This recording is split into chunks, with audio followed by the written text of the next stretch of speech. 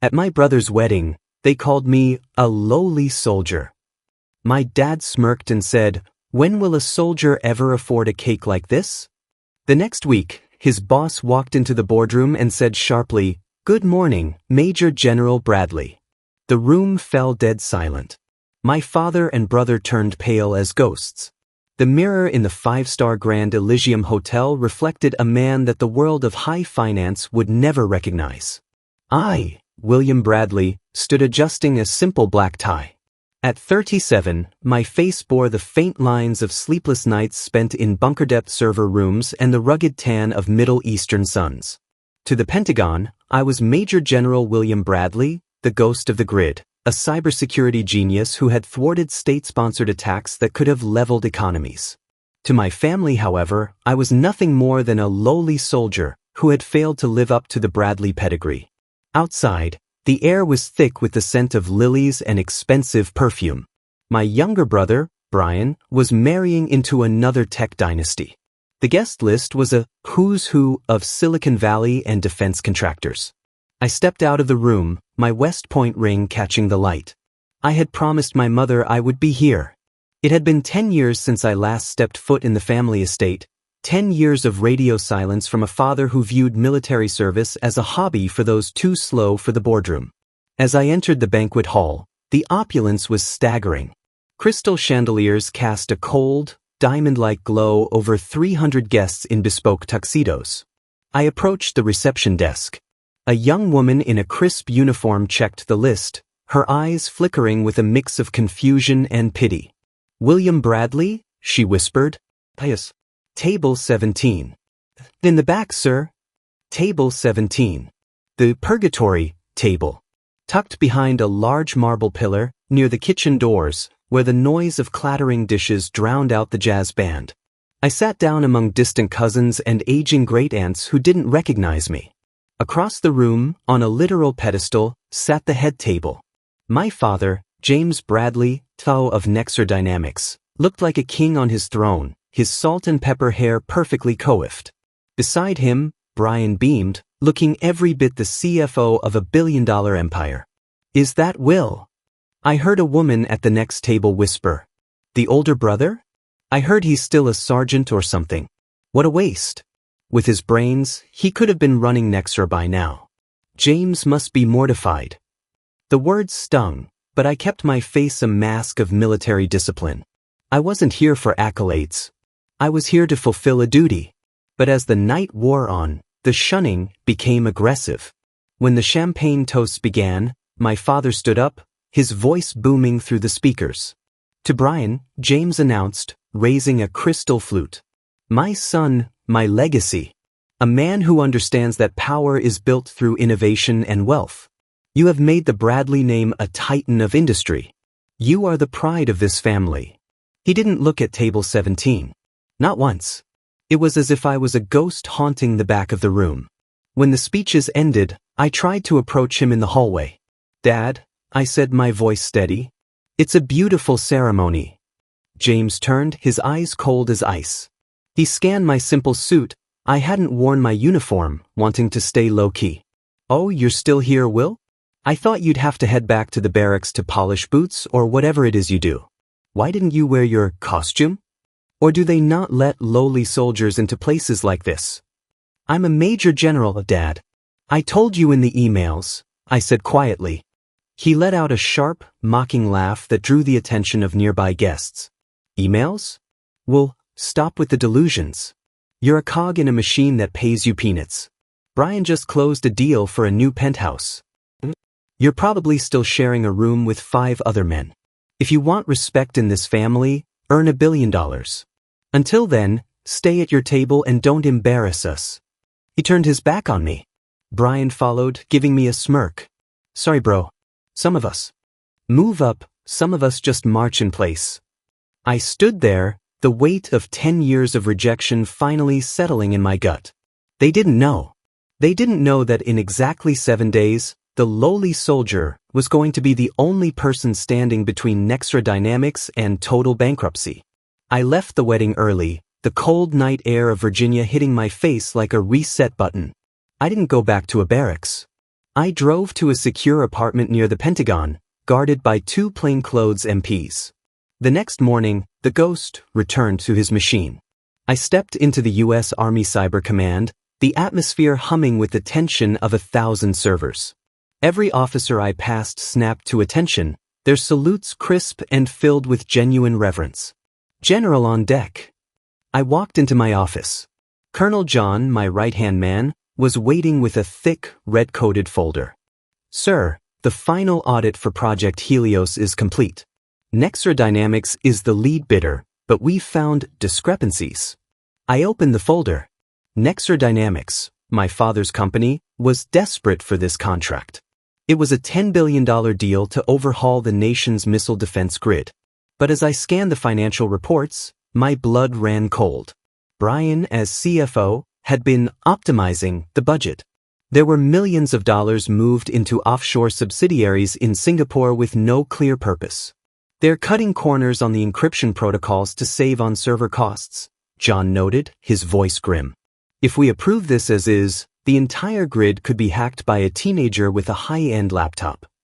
I leaned back, staring at the name James Bradley at the bottom of the proposal. My father thought he was the master of the universe. He thought he was playing a game of chess while I was playing with toy soldiers. He had no idea I was the one holding the board. Prepare the briefing for next Monday at Nexra HQ, I commanded. I want the full board of directors there. And John, tell them the Department of Defense is sending their senior-most strategist for a final go/no-go decision. Should I use your name, sir? No, I said, a dark spark of irony in my heart. Just tell them to expect a representative of the United States Army. The Nexra Dynamics skyscraper was a monolith of glass and arrogance. As I arrived in a blacked-out SUV, I saw the flurry of activity through the lobby windows. They were rolling out the red carpet, expecting a high-ranking official they could dazzle with expensive catering and slick PowerPoint presentations. I was dressed in my full Major General's Class A uniform. The dark blue fabric was immaculate, the silver stars on my shoulders gleaming under the lobby lights. My chest was a mosaic of ribbons, the Distinguished Service Medal, the Bronze Star, the NATO Medal for International Security. As I stepped out, the lobby went silent. The security guards, many of them veterans, snapped to attention so fast their joints popped. I didn't stop to chat. I headed straight for the private elevator to the 50th floor boardroom. Inside the boardroom, my father was holding court. He was laughing with Robert Callahan, the chairman of the board. Brian was checking his hair in the reflection of a tablet. He should be here any minute, James said, checking his Rolex. Callahan, once we get this general's signature, our stock price will triple by noon. These military types are easy, just talk about patriotism and show them some fancy hardware. The double doors swung open. I walked in, flanked by 2 colonels and a legal team. James didn't look up immediately. Welcome, General. We have the presentation ready for... He stopped. The color drained from his face so fast it looked like he was having a stroke. Brian dropped his tablet, the screen shattering against the mahogany floor. Will? Brian gasped, his voice cracking. I didn't smile. I didn't acknowledge the familial bond. I walked to the head of the table, the seat reserved for the highest-ranking person in the room, and sat down. My team moved with clinical precision, setting up secure laptops and laying out the audit files. I am Major General William Bradley, I said, my voice projecting with the authority of a man who commanded thousands. I am the Director of Cyber Strategy Integration for the U.S. Army. I am here to decide the fate of Project Helios. The room was so quiet you could hear the hum of the air conditioning. My father's mouth hung open. He looked at the stars on my shoulders, then at my face, then back to the stars. You're the general? James stammered, his voice a pathetic shadow of the man who had mocked me at the wedding. Well, why didn't you tell us? We thought you were just a grunt. You thought I was a lowly soldier, Dad, I corrected him, my eyes locking onto his. You thought because I didn't have a corner office, I didn't have power. But while you were worrying about stock prices, I was defending this country from invisible wars. Now, let's talk about your cost structure. I turned to Brian. CFO Bradley, please explain the $47 million funneled into the Singapore subsidiary under auxiliary research, research that our intelligence shows doesn't exist. Brian began to sweat.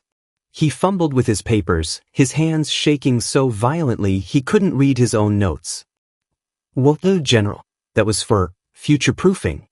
It was a slush fund to hide the fact that you bypassed the level 5 encryption requirements, I snapped, slamming the folder onto the table. The sound echoed like a gunshot. You compromised the security of every citizen in this country to pad your quarterly earnings. In the military, we call that treason. In this boardroom, I call it a failure of leadership. For the next 3 hours, I dismantled Nexra Dynamics piece by piece. I didn't do it out of revenge, I did it because it was my job. I pointed out every flaw, every lie, and every shortcut they had taken. The board of directors watched in horror as their golden boys, James and Brian, were exposed as negligent and incompetent by the very man they had disowned. Robert Callahan, the chairman, stood up, looking at my father with pure disgust. James, you told us your son was a dropout. You told us he was an embarrassment. It seems the only embarrassment in this room is you. Callahan turned to me, bowing his head slightly in respect. General Bradley, what is your recommendation? I looked at my father. He looked small. For the first time in my life, the king of Nexra looked like a frightened old man. He was waiting for me to crush him. He was waiting for me to say no and end the company forever. But I remembered the values I joined the army for: duty, honor, country. And despite everything, I remembered the father who had taught me about integrity before he lost his own way in the pursuit of gold. The contract is suspended, I announced. Not cancelled. Nexra has 48 hours to rectify the security flaws, repatriate the offshore funds, and appoint a new oversight committee. If these conditions are met, we will reconsider.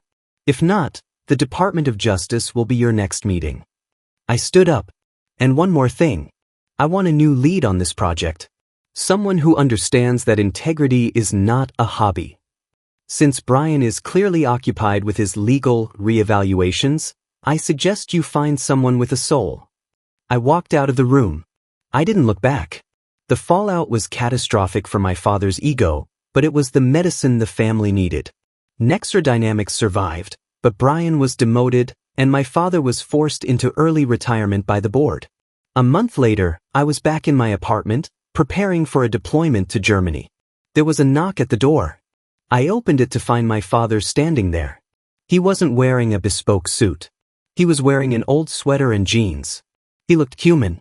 Will, he said, his voice thick with emotion. I brought something. He handed me a framed photograph.